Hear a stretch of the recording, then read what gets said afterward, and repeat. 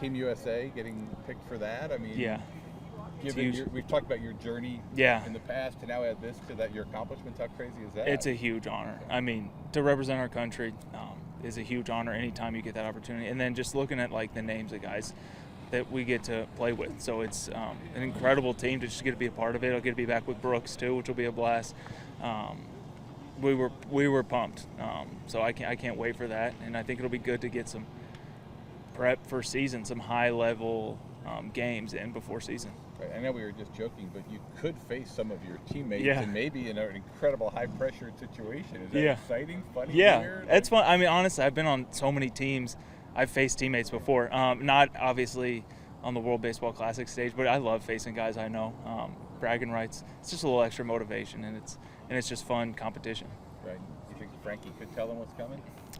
Frankie knows me pretty well. I hope he keeps his lips shut, you know?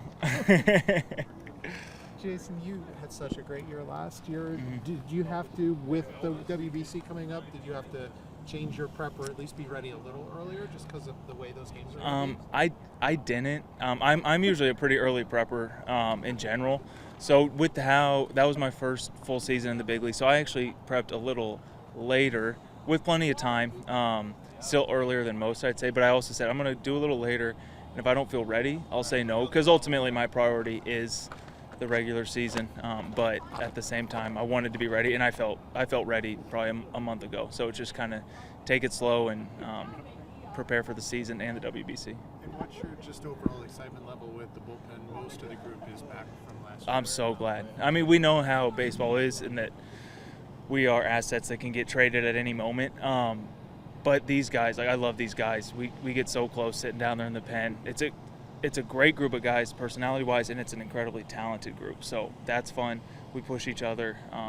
Really happy to have everybody back. Really happy for Pete.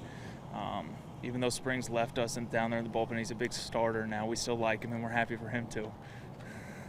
What, as a pitching aficionado, what do you think of this rotation, the quality and the depth, that 1 through 5, and Unbelievable. That we were joking. The bullpen was sitting there like, we're just going to kick our feet up and watch it most of the time. Our rotation is insane. I mean, I'm no scout, but it's got to be the best in baseball. It is.